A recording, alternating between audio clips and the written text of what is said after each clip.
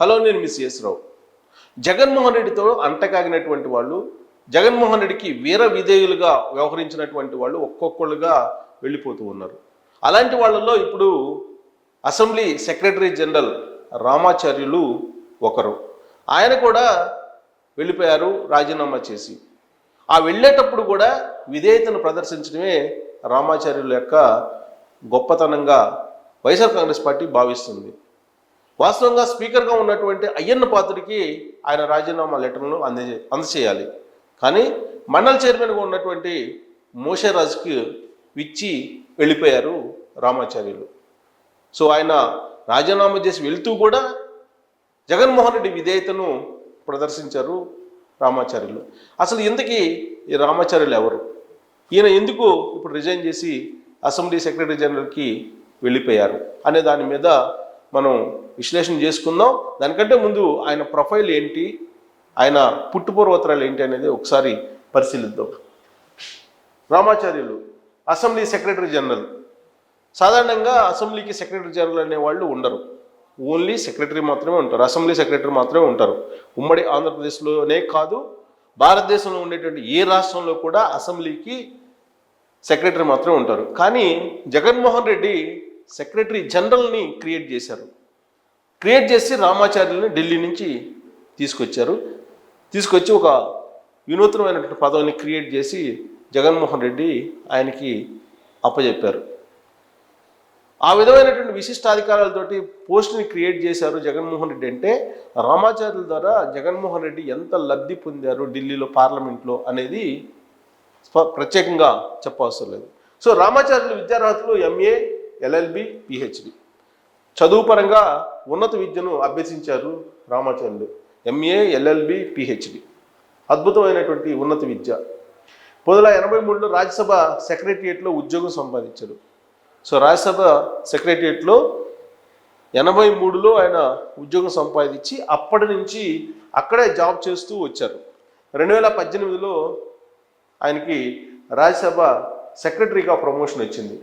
ఆయన మామూలు ఉద్యోగం నుంచి ఆయన సెక్రటరీ అయ్యారు. రాజ్యసభ సెక్రటరీగా ప్రమోషన్ 2018లో వచ్చింది ఆయనకి.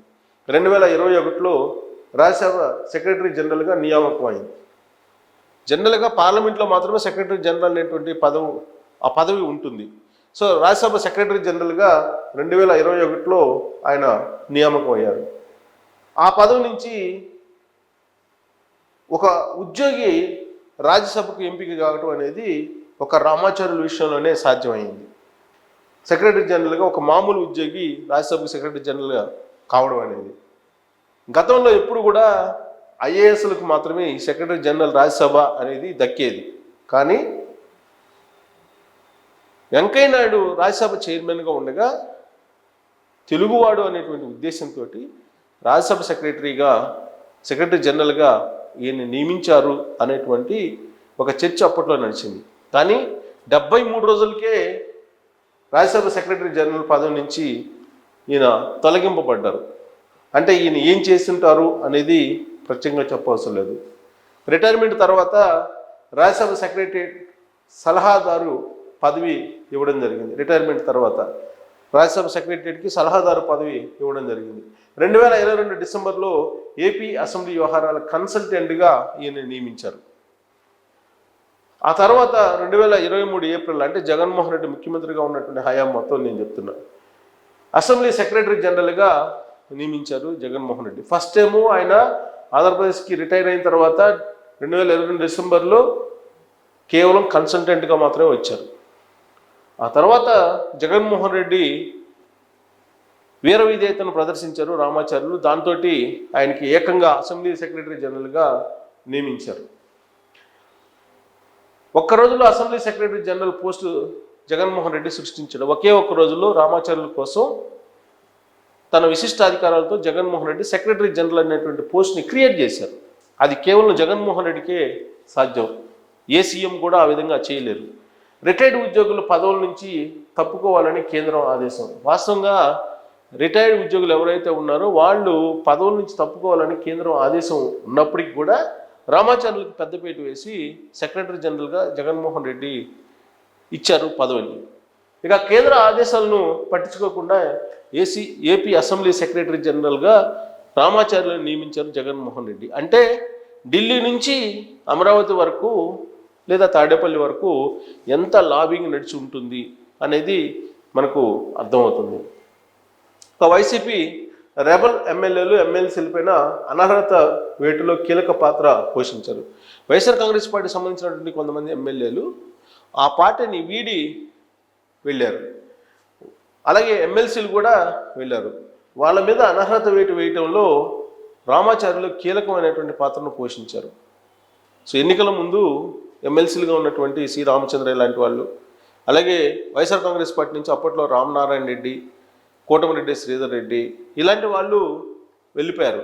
ఉదయగిరి మాజీ ఎమ్మెల్యే అప్పుడు ఎమ్మెల్యేగా ఉన్నటువంటి వీళ్ళందరూ కూడా 4-5 రిజైన్ చేసి వాళ్ళు ఎమ్మెల్యేలుగా వైఎస్ఆర్ కాంగ్రెస్ పార్టీ వీడి వెళ్ళిపోయారు.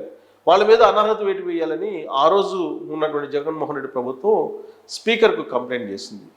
దాన్ని పరిశీలించిన తర్వాత అసెంబ్లీ సెక్రటరీ జనరల్ ఇచ్చినటువంటి సూచన మేరకు స్పీకర్గా ఉన్నటువంటి తమ్మినేని సీతారాం వాళ్ళ మీద అనర్హత వేటు వేయటం జరిగింది. సో ఇప్పుడు కొత్త ప్రభుత్వం ఏర్పడింది. 2024 జరిగిన ఎన్నికల్లో ఈ కొత్త ప్రభుత్వం అయ్యన్న పాత్రుడిని స్పీకర్గా ఎంపిక చేసింది. అయ్యన్న పాత్రుడు స్పీకర్గా ఉన్నారు. స్పీకర్కి ఈయన సహాయకారిగా ఉండాలి, సెక్రటరీ జనరల్ అయిన అతను. అసలు సెక్రటరీ జనరల్ పదవే లేదు, సరే ఇచ్చారు జగన్మోహన్ రెడ్డి. సెక్రటరీ జనరల్గా ఉన్నట్టు రామాచార్యులు తొలి సమావేశంలోనే అయ్యన్న పాత్రుడికి సహకారం అందించలేదు. తొలి సంతకం పెట్టాలి అనేటువంటి విషయం ఆలోచన చేసి అయ్యన్న పాత్రుడు జగన్మోహన్ రెడ్డి ప్రభుత్వంలో అసెంబ్లీకి రాకుండా కొన్ని మీడియా సంస్థలను మీద నిషేధం విధించాడు. ఆ నిషేధాన్ని ఎత్తివేస్తూ తొలి సంతకం చేయాలని చెప్పి అయ్యన్న పాత్రుడు స్పీకర్ హోదాలో భావించారు. దానికి సంబంధించినటువంటి ఫైల్ని తయారు చేయాలని చెప్పి రామాచార్యులకు చెప్తే మరొక ఫైల్ని రామాచార్యులు అయ్యన్న పాత్రుడు ముందు పెట్టారు. దాంతో అయ్యన్న పాత్రుడు సీరియస్ కావడంతో పాటు నేను చెప్పినటువంటి ఫైలు తయారు చేసి తీసుకురండి అని చెప్పి రామాచార్యులకి ఆదేశాలు జారీ చేశారు.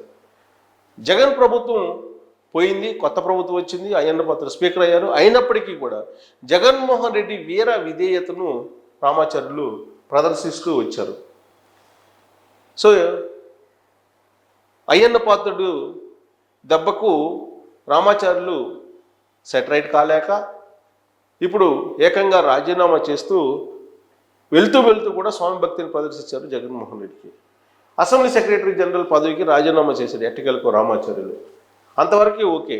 కానీ వెళ్తూ స్పీకర్గా ఉన్నట్టు అయ్యన్న పాత్రుడికి రాజీనామా పత్రాన్ని ఇవ్వకుండా ఆయన మండలి చైర్మన్ మోషరాజుకు ఇచ్చి వెళ్ళారు. అంటే ఇక్కడ రామాచార్యులు ఏ విధంగా వీర విధేయతను జగన్మోహన్ రెడ్డి మీద ప్రదర్శించారు అనేదానికి నిదర్శనంగా కనిపిస్తుంది. అసలు రాజ్యసభ సెక్రటరీ జనరల్గా ఉన్నటువంటి ఆయన పదవీ విరమణ చేసిన తర్వాత ఆయన్ని అక్కడి నుంచి ఆంధ్రప్రదేశ్కి తీసుకొచ్చారు జగన్మోహన్ రెడ్డి అంటేనే రామాచార్యుల ద్వారా రాజ్యసభలో కానీ లేదంటే పార్లమెంట్లో కానీ ఎంత లబ్ధి పొంది ఉండాలి జగన్మోహన్ రెడ్డి అనేది మనం అర్థం చేసుకోవచ్చు.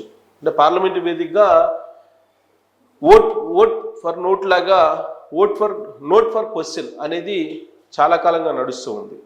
ఆ విషయంలో రామాచార్యులు మరి వైఎస్ఆర్ కాంగ్రెస్ పార్టీకి సహకారం అందించారా, లేదా అక్కడ కమిటీలు ఏర్పాటు చేస్తుంటారు పార్లమెంట్లో, ఆ కమిటీల్లో ప్రాధాన్యత ఇచ్చేలా జగన్మోహన్ రెడ్డికి వ్యవహరించారా ఈ రామాచార్యులు? కారణం ఏమైనప్పటికీ ఆయనకి మాత్రం సెక్రటరీ జనరల్ అనేటువంటి ఒక పదవిని క్రియేట్ చేసి ఆంధ్రప్రదేశ్ అసెంబ్లీలో ఆయన్ని కూర్చోబెట్టారు జగన్మోహన్ రెడ్డి. ఇప్పుడు అనివార్యంగా రాజీనామా చేసి వెళ్లాల్సిన పరిస్థితి రామాచార్యులకి ఏర్పడింది. సో రామాచార్యుల్ని పంపించడానికి కూడా చంద్రబాబు నాయుడు 1-4 సార్లు ఆలోచించి నిర్ణయం తీసుకున్నారు. రామాచార్యులు రాజీనామా చేసి స్పీకర్కి ఇవ్వాలి వాస్తవంగా. దానికి విరుద్ధంగా వ్యవహరిస్తూ జగన్మోహన్ రెడ్డి పట్ల స్వామిభక్తిని ప్రదర్శించినటువంటి రామాచార్యులకి జగన్మోహన్ రెడ్డి భవిష్యత్తులో మరి ఎలాంటి పదవులను లేదంటే ఎలాంటి హోదాలను లేదంటే ప్రైవేటుగా ఎలాంటి సహాయ సహకారాలు అందజేస్తారో మీరు కూడా మీ కామెంట్ రూపంలో తెలియజేయచ్చు. Thank you very much.